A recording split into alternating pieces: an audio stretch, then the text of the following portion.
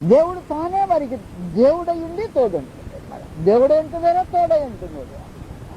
తోడై ఉంటుంది అన్న తర్వాతని ఇంకా ప్రవహించుతున్న కృప యొక్క విధానాన్ని మాట్లాడి అంటున్నాడు, ఆయన వారి కన్నుల ప్రతి బాష్ప బిందువును నీ కళ్ళలోంచి నీళ్లు గారయా. కంట్లో నుంచి నీళ్లు తాపడానికి హృదయం పగలాలి. డ్రామాలు వేయటం కాదు. డ్రామాలు వేసే వాళ్ళకి కన్నీళ్లు వస్తే అది వేరే సంగతి. డ్రామా కన్నీళ్లు, దాన్ని క్రొకడైల్స్ టీయర్స్ అంటారు. అంటే ఏమన్నమాట, మొసలి కన్నీళ్లు అన్నమాట. దేవుడి సముఖంలో మొసలి కన్నీళ్లకు స్థలం ఉంటుంది. హృదయం పగిలి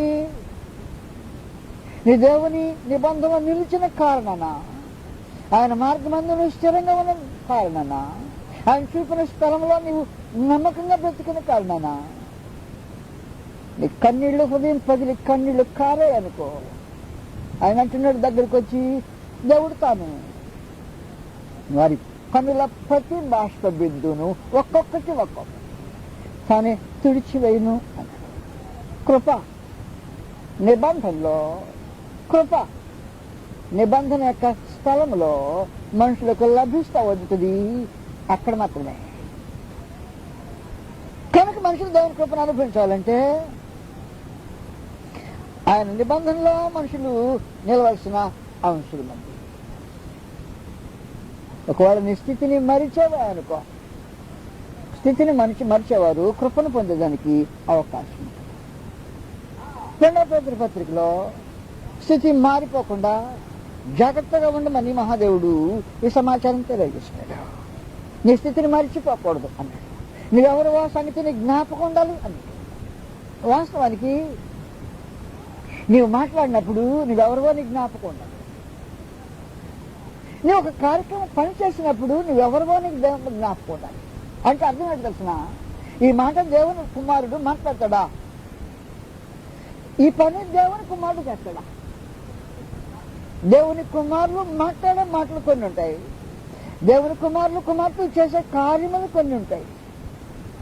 ఆ సంగతిని మర్చిపోకూడదు అంటాడు. నీ స్థితిని మర్చిపోకపోతే కృపను పోగొట్టుకునే అవకాశం ఉంటుంది. మనుషుడు తన స్థితిని మర్చిపోకూడదు అనే సమాచారానికి ఈ సంగతి తెలియజేశాడు. 2వ పేతురు 1వ అధ్యాయంలో 2వ పేతురు 1వ అధ్యాయం ప్రత్యేకించి 10వ వచనంలో మాట్లాడుతున్నాడు. అందువల్ల సహోదరులారా, మీ పిలుపును ఏర్పాటును నిశ్చయం చేసుకుంటూ మరి జాగ్రత్త పడి మీరు క్రియలు చేయవారైతే ఎప్పుడు తొట్టిల్లరు. ఆయన అలాగనే మన ప్రభువును రక్షకునైన యేసు క్రీస్తు యొక్క రాజ్యంలో ప్రవేశము మీకు సమృద్ధిగా అనుగ్రహించబడగా. కృప పొందేవాడికి దేవుని యేసు క్రీస్తు యొక్క రాజ్యంలో సమృద్ధి అయిన ప్రవేశం. కృప పొందేవారికి సమృద్ధి అయిన ప్రవేశం.